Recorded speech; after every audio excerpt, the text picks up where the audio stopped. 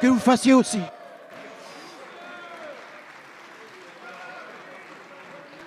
Un peu de calme, Monsieur le Président, chers collègues. Aujourd'hui, Madame la ministre de la Santé, vous avez inauguré avec la maire de Paris la seule salle de shoot de France, rompant, oui, vous pouvez applaudir, ça ne change rien, rompant un consensus politique suivi par tous les gouvernements. C'est une fausse bonne idée. Ces salles ne sont pas utiles, pire, elles sont dangereuses. Elles ne sont pas utiles car notre offre de réduction des risques est l'une des plus performantes au monde, avec 2/3 des usagers traités dans des centres spécialisés, overdose divisée par 5 fois moins qu'en Allemagne, pays pourtant des salles de shoot, contamination par VIH divisée par 4, mais aussi 4 fois moins d'héroïnomanes qu'en Suisse, 4 fois moins de cocaïnomanes qu'en Espagne, autre pays des salles de shoot. Ces salles sont aussi dangereuses, d'abord parce que tout médecin sait bien que nulle intoxication ne peut être traitée par le produit qui l'a créée.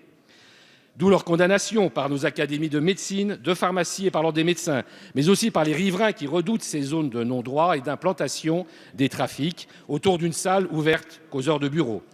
Surtout, elles brouillent le message de l'État, qui ne peut mener une politique de désintoxication tout en accompagnant la consommation, banalisant, voire légitimant la drogue par une dépénalisation de fait, alors qu'en la matière, les interdits sont essentiels. Le pire, c'est que ces salles ne résoudront pas non plus les contaminations, puisque les usagers problématiques de drogue sont hélas déjà porteurs de ces morbidités. Sortir les jeunes de la drogue, ce n'est certainement pas les aider à se droguer, soi-disant proprement, pour un résultat improbable. Alors, Madame le Ministre, dites-nous franchement, la prochaine étape, c'est la dépénalisation, c'est la légalisation? La parole est à Madame Marisol Touraine, ministre des Affaires sociales et de la Santé. Oui, merci Monsieur le Président, Mesdames, Messieurs les députés. Monsieur le député Philippe Goujon, oui, ce matin, j'ai inauguré, et votre collègue Seba Dagoma était présente, la première salle de consommation à moindre risque qui ouvre ses portes en France.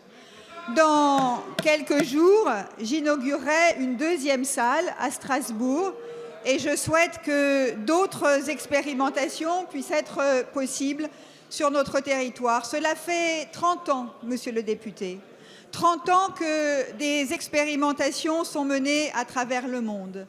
10 pays déjà sont engagés dans cette politique et les résultats sont extrêmement satisfaisants. Vous savez, monsieur le député, ça n'est pas en niant la réalité qu'on y apporte des réponses. La volonté qui est la mienne, la volonté du gouvernement, car c'est la loi de modernisation de notre système de santé qui a permis cette expérimentation, c'est de ne pas exclure, de ne pas stigmatiser et au contraire de permettre l'accompagnement de tous.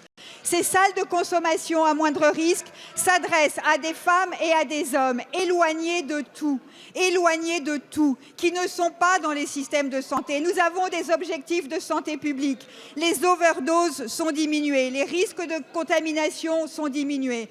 Nous avons des objectifs sociaux, faciliter la réinsertion.